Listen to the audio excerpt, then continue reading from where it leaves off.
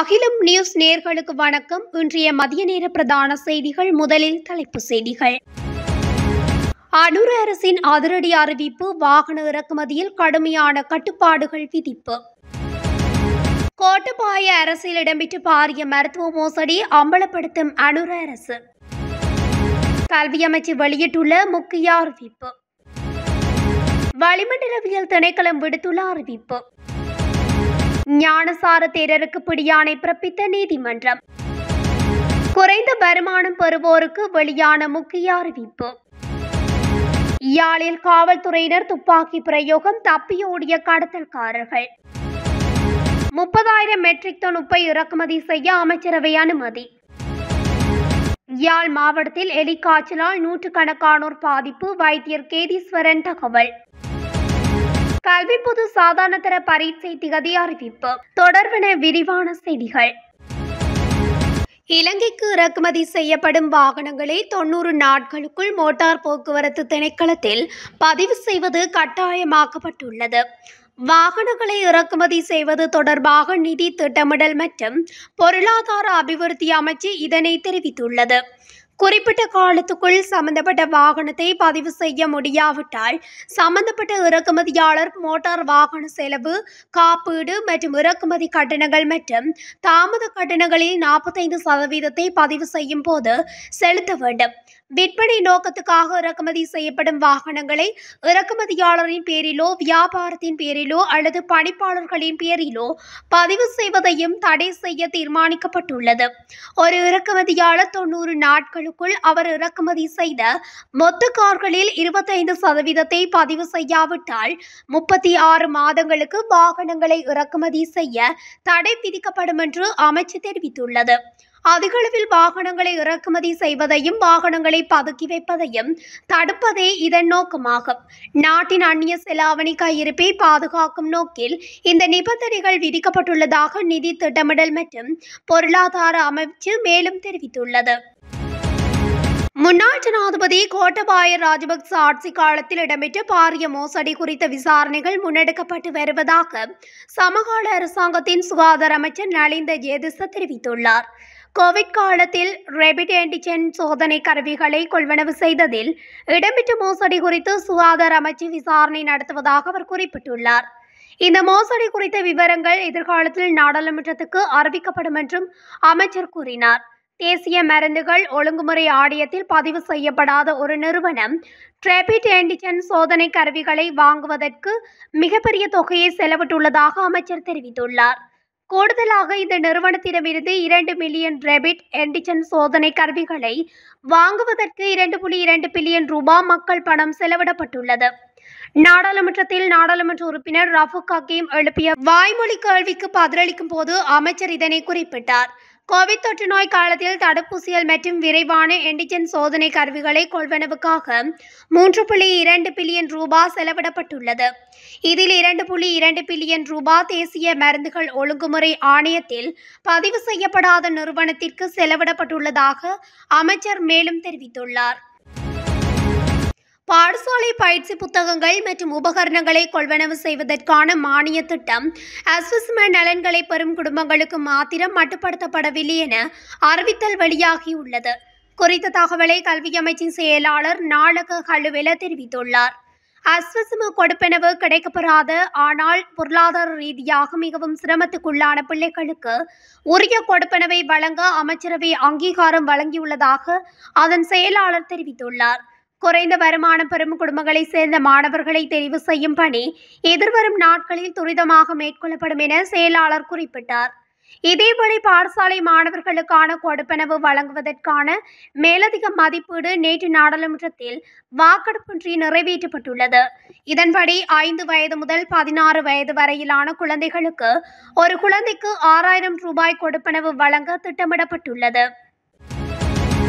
தென்மேற்கு வங்காள விரிகுடா கடற்பரப்புகளுக்கு மேலாக விருத்தியடைந்த குறைந்த அழுத்த பிரதேசம் மேலும் வடமேற்கு திசையில் நகர்ந்து அடுத்த 2 நாட்களில் வட தமிழகம் மற்றும் தெற்கு ஆந்திரா கடற்கரையை நோக்கி நகர வாய்ப்புள்ளதாக வளிமண்டலவியல் திணைக்களம் எதிர்வு கூறியுள்ளது. வளிமண்டலவியல் திணைக்களம் ஒன்று வெளியிட்டுள்ள அறிக்கையில் இதனை தெரிவித்துள்ளது.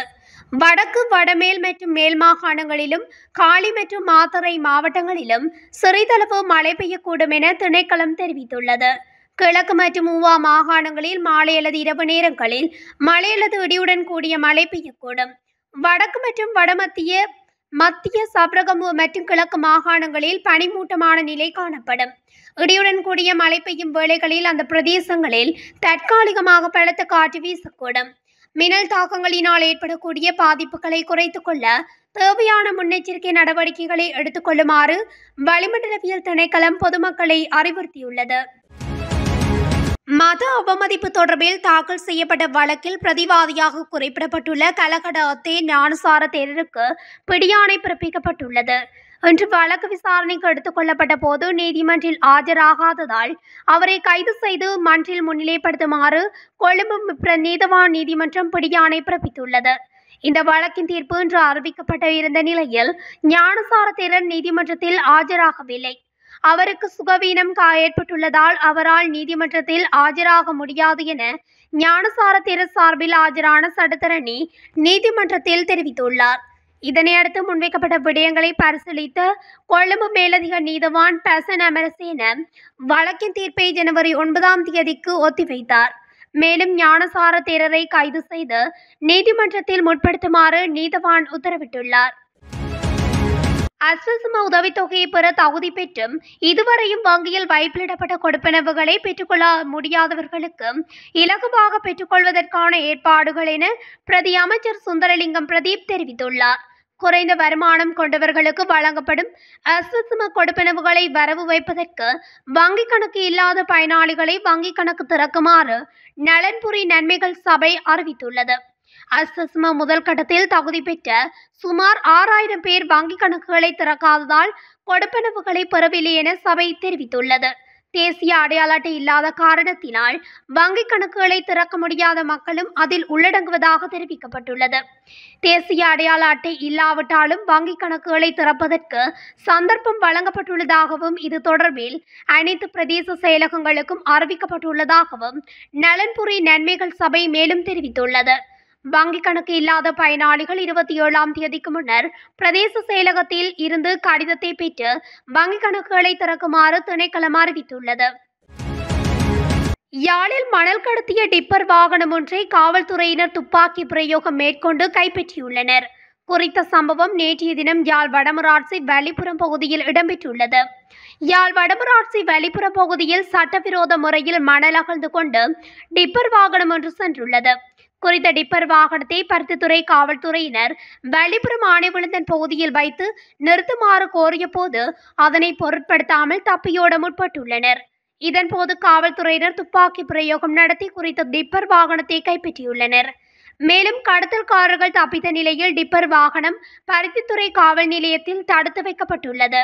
இந்த சம்பவம் தொடர்பில் பருத்தித்துறை காவல்துறையினர் மேலதிக விசாரணைகளை மேற்கொண்டு வருகின்றமை குறிப்பிடத்தக்கது.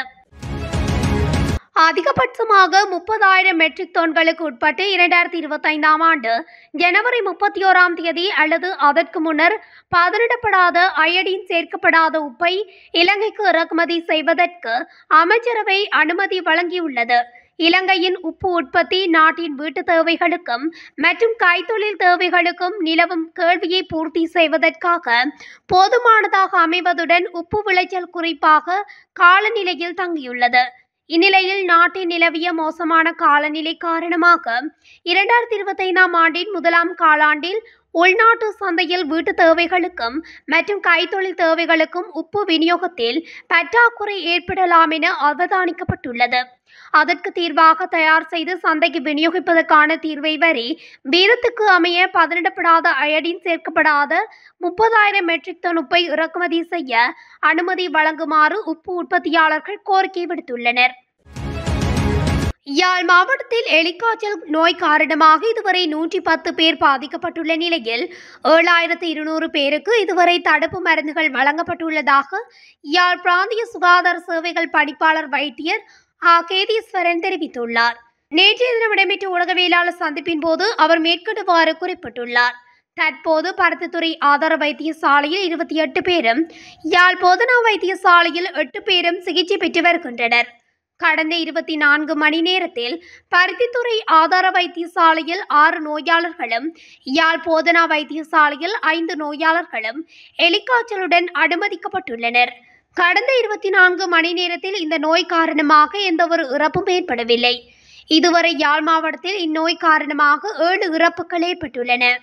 எலிக்காய்ச்சல் நோய் வராமல் தடுப்பதற்காக தடுப்பு மருந்து வழங்கும் பணிகள் தொடர்ந்து இடம்பெற்று வருகின்றது. நேற்று வரை ஏறத்தாழ 7200 பேருக்கு தடுப்பு மருந்துகள் வழங்கப்பட்டுள்ளதுடன் மேலும் பாதிக்கப்பட்ட சுகாதார வைத்திய அதிகாரி பிரிவுகளில் காய்ச்சல் நோயாளர்களை இனங்காண்பதற்காக சுகாதார பணியாளர்கள் வீடு வீடாக சென்று ஆய்வுகளை மேற்கொண்டு வருகின்றனர். மேலும் பாதிக்கப்பட்ட சுகாதார வைத்திய அதிகாரி பிரிவுகளில் உள்ள கால்நடைகளில் இந்த கிருமி தொற்று உள்ளதா என்பதை ஆய்வு செய்வதற்காக கொழும்பில் இருந்து கால்நடை உற்பத்தி சுகாதார திணைக்களத்தில் இருந்து குழு ஒன்று யாழ் மாவட்டத்துக்கு இன்று வருகை தந்துள்ளது. இந்த குழு பருத்தித்துறை, கரவட்டி சுகாதார வைத்திய அதிகாரி பிரிவுகளுக்கு சென்று கால்நடைகளில் இருந்து ஆய்வுகளை மேற்கொண்டு குருதி மாதிரிகளை எடுத்து செல்ல உள்ளதாக அவர் குறிப்பிட்டுள்ளார். கல்வி பொது தராதர சாதாரண தர பரீட்சை 2025க்கான பரீட்சையை மார்ச் 17, 2025 ஆரம்பிக்க இலங்கை பரீட்சைகள் திணைக்களம் தீர்மானித்துள்ளதாக தெரிவிக்கப்பட்டுள்ளது. இதனை பரீட்சைகள் ஆணையாளர் நாயகம் அமித்ய சுந்தர தெரிவித்தார். பொதுத் தேர்வு அடுத்த ஆண்டு மார்ச் 17 முதல் 26 வரை நடைபெறவுள்ளது. தேர்வு குறித்து மேலதிக தகவல்களை 0112784208 மற்றும் 0112784537 மற்றும் 011227866616 அல்லது 0112786200 அல்லது 1911 என்ற தொலைபேசி இலக்கத்திற்கு தொடர்பு கொண்டு பெற்றுக்கொள்ள முடியும் எனவும் பரீட்சைகள் ஆணையாளர் நாயகம் மேலும் தெரிவித்துள்ளார். இத்துடன் அகிலம் நியூஸின் இன்றைய மதிய நேர பிரதான செய்திகள் நிறைவடைகின்றன. தொடர்ச்சியாக செய்திகளை அறிந்து கொள்ள அகிலம் நியூஸ் ஊடகத்துடன் இணைந்திருங்கள். நன்றி, வணக்கம்.